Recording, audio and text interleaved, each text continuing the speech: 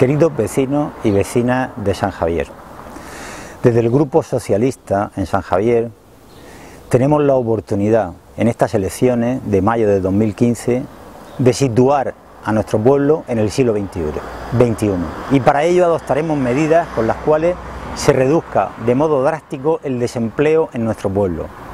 Por ejemplo, potenciando el turismo a lo largo de todo el año a través de medidas fiscales que favorezcan la construcción de hoteles de 4 estrellas en nuestro municipio, potenciando también la creación de un gran área industrial.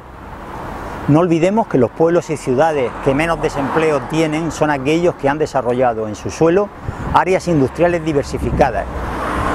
Adoptaremos medidas fiscales y bonificaciones al pequeño y mediano comercio de nuestro municipio. Pero cuando decimos que queremos situar a San Javier en el siglo XXI, no solo nos referimos al plano económico, sino también en el ámbito social, cultural e histórico.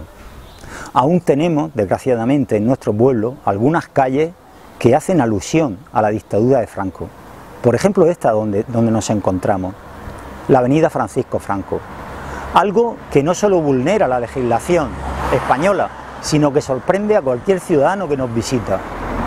Tengo amigos, profesores de diferentes países, suecos, alemanes, ingleses, etcétera, a los que les parece inverosímil que aún sigamos teniendo calles y avenidas con nombres franquistas.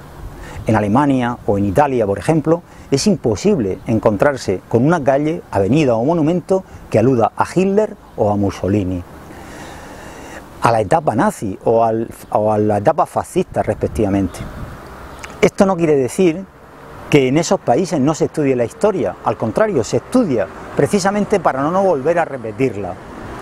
Nosotros tenemos que adoptar medidas en nuestro pueblo, en primer lugar para hacer cumplir la legislación y en segundo lugar para que aquellos vecinos o aquellos extranjeros también que nos visitan no se extrañen de este tipo de vulneraciones legales. Os voy a presentar ahora a un compañero que es Roger, nacido en el Reino Unido y que ahora os va a explicar cómo se sienten ellos cuando ven este tipo de nombres y avenidas con estos nombres alusivos a la dictadura de Franco. Gracias. Dear friends, we need San Javier in the 21st century, not only in economic terms, but also in social, cultural and historical context. We still have 10 blocks with suggested names linked directly or indirectly to the Falange, the Spanish Civil War and the dictatorship of General Franco.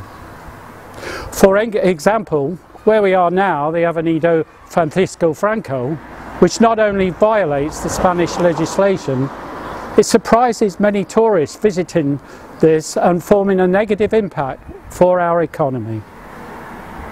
The correction of the nicknames is established by law, historical memory, which can be fulfilled primarily by all public administrations, or should be. I have friends from different countries, like the Swedish, the Germans, the English, and it seems unlikely that there are streets with Francisco's name. In Germany and Italy, for example, it is impossible to find a street, avenue or monument that refers to Hitler, Mussolini, Nazi or fascist terms respectively. That does not mean that we don't want the history.